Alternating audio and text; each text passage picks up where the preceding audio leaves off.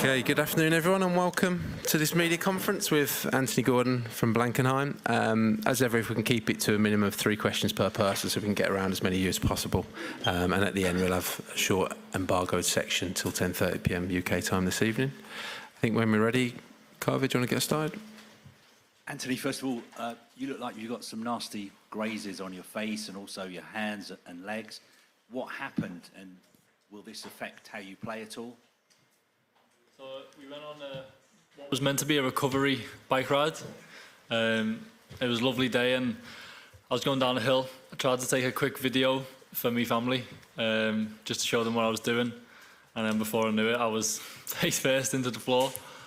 I've got a few grazes, yeah, but it's not only a few cuts, it's not anything painful. Was it not a case that you used the wrong brake or you pressed the turbo button or something? Yeah, so the electrics are obviously a lot faster than normal bikes. And in England, the front brake is on the right-hand side. So here, I tried to press the left just to slow, and then next minute, it's not slowed down, it's fully come to a stop. And I haven't, I've gone 10 feet in the air, chin first. And what happened next? Did you have to go and see the medical team, or what was the reaction from the rest of the squad?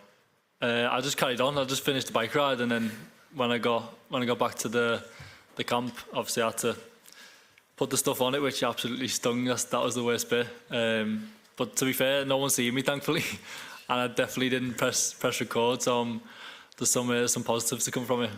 Are you going to get back on the bike again, or are you trying to find some new hobbies? No, I'll get back on. I won't let that bother me. It was lovely. It was a lovely day. I ruined it for myself. Right, let's turn to football now. There's been lots of debate about the starting 11 for England games. A lot of people think that you should start. If you did start, or when you play for England, what do you think you bring to the side? What qualities? I think my main strengths are I'm very direct. I'm obviously quick. So I know I'm a nightmare for anyone that I play against. And I'm positive, every time I get the ball, I always try and make something happen. I'm not a very safe player. I'm always going for it. I'm always trying to put people on the back foot. I think with the players we've got, the likes of H, who like to drop deep, I think I add sort of a different element to the team. And do you feel that there are places in the team up for grabs? Or do you think the manager's got a set idea of what his starting 11 is, and he'll only use you as an impact substitute? I'm not too sure. I think that's probably a better question for the manager, and it's out of my control. I can only control sort of what I can control, and that's giving me best every day and trying to cause as many problems for him when it comes to selection as I possibly can. And when or if I'm needed, I'll be more than ready. Alex and Henry. Hi Anthony, you won the Under-21 Euros last summer, were player of the tournament. Are there similarities between that group and this one? Yeah, I think even the whole setup is it's very similar. I feel the same as last year. Of course, it's a bit different. The competition's much higher. I mean, we haven't faced a bad nation yet. Every team you come up against is really good in their own right, and I think that's the main difference I've noticed.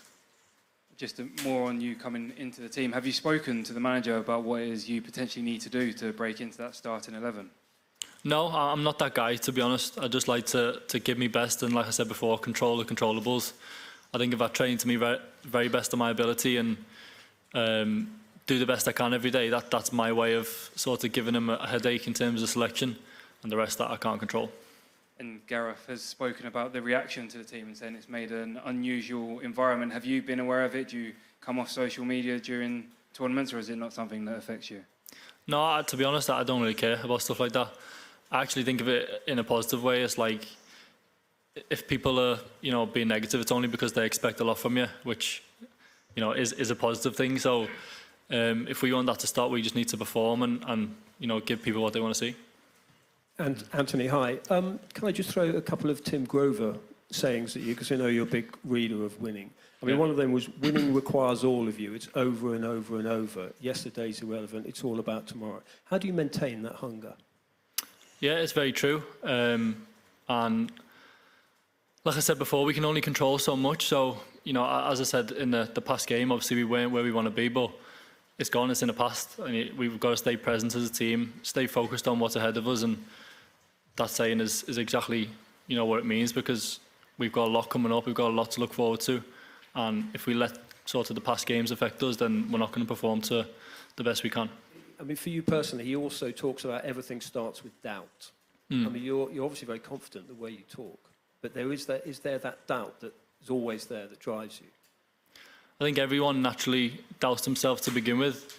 I think the key is noticing that you do doubt yourself and then finding ways to switch it. I have zero doubts when it comes to playing football. I think it's more off the pitch and before you get on the pitch where the doubt creeps in before games. The butterflies and the nerves. Anyone who tells you that doesn't happen is a liar.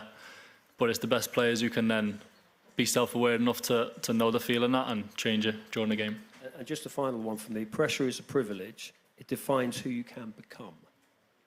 Yeah, I've said that a lot actually on this camp to the staff when I've spoke about sort of the media surrounding the team. I'm reading a book from Dan Carter at the minute, and that's actually a quote he uses in the book. So that's been on my mind a lot, and like I said before, pressure is a privilege because it means people are expecting things from you, which in return means they think you're good at what you do. Hello, it's Miro Antol, Daily Sport Slovakia. In general, what do you think about Sunday's opponent, about Slovakia? And maybe what's your message to Martin Dubravka, your teammate? He just wrote me that you are a great guy and he looks forward to see you on Sunday. Yeah, Dubravka's a top guy. I've obviously played with him for a year and a half now.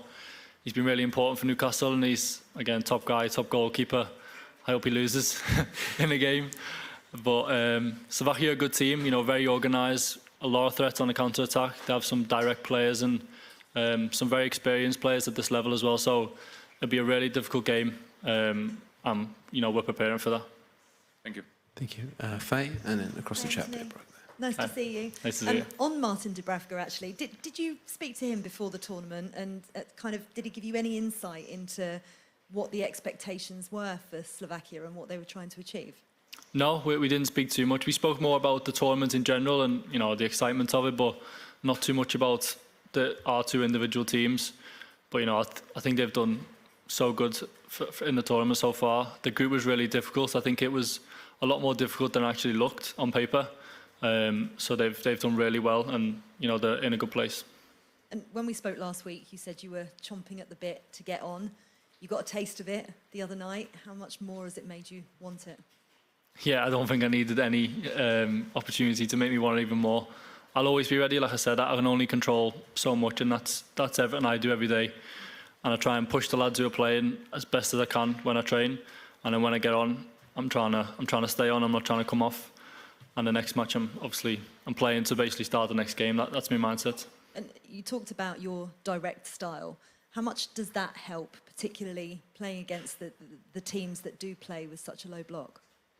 Yeah, I think it does, because it brings a sense of unpredictability. I win a lot of fouls and stuff, and it can put teams on the back foot, and that's just the way I play football. That works for me. That's the way I feel best playing. And again, like I said before, I know how hard I am to play against. I can feel it. I know people don't like playing against me, so it's worked for me, and I'm going to carry on doing it. Thanks, Faye. Chat bit, Brock. Hi. Obviously, you've been training with the lads for a few weeks now, but you've got, an hour or so against Iceland and then a few minutes against Slovenia. Do you feel up to speed?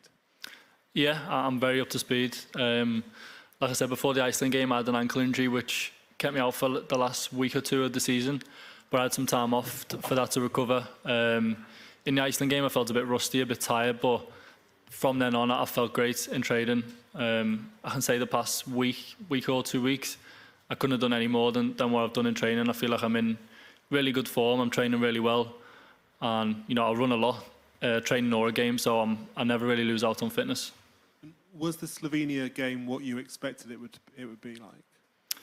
Do you? I don't think I expected anything. I'm just, you turn up to a game and you sort of prepare for it. You want to go about your business. If you go in with expectations to win or lose, I think that can be your biggest downfall.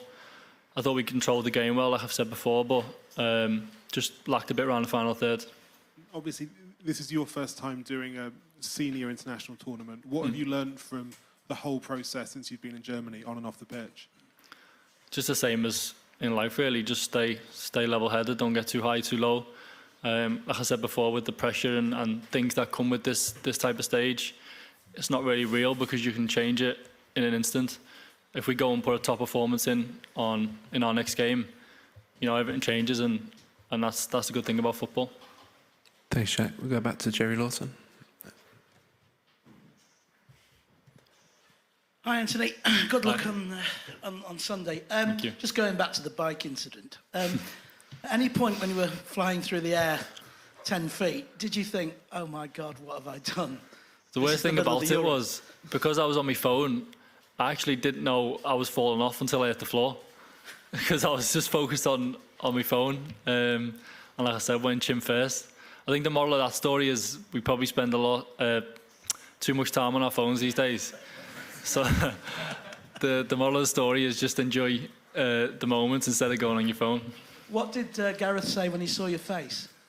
Well, he laughed at first, just like everyone else did. I think it was a bit of a joke. It wasn't that serious, it's just a few scratches, so everyone was just sort of laughing at me and, yeah, laughing at me pain. Can you tell us in seriousness, your pride, a message for the fans really, what was your pride when you first put on that England shirt? You're a very considered guy, obviously. What did it mean to you, and what will playing Tuesday night, should the occasion arise, Sunday night, mean to you? It means everything to me. This is for me the pinnacle of football. To represent your country at a major tournament, it doesn't get much bigger for me. Especially us as a nation, the players we've got. You have to do so well to get to this point. But my mindset is like, I'm here now and I want to keep going. I want to establish myself in a team and be someone that the manager can't drop. So I'm not there yet, and I've still got like so much to do to get there. Thank you very much. Okay, I think that ends in the live section. Pierre? Yep, finish with Pierre in the live section and we'll move on. Last Sunday, Harry Kane says that the criticism of Gary Lineker could potentially have an impact on the young player of the squad who are not used to this kind of environment. So as this is your first tournament, I was wondering, did the harsh criticism of Lineker have an impact on you or not? No, not me personally. I mean, I can't speak for the other young players, but I can speak on their personalities, which I see very similar to mine. I think the young players we've got in the squad have got a fearlessness about them now. We don't really care about anything other than just performing and playing football. We performed at a high level all year, and that's why we're here. So I think if we start worrying about things like that, you know, we're not going to do as well. Okay, end the live section there. Now move on to a section embargoed until 10:30 p.m. UK time this evening. Craig Hope. And how are we doing? Good. You? Yeah, not bad, mate. Going back to the bike. Now, you've been really lucky, haven't you?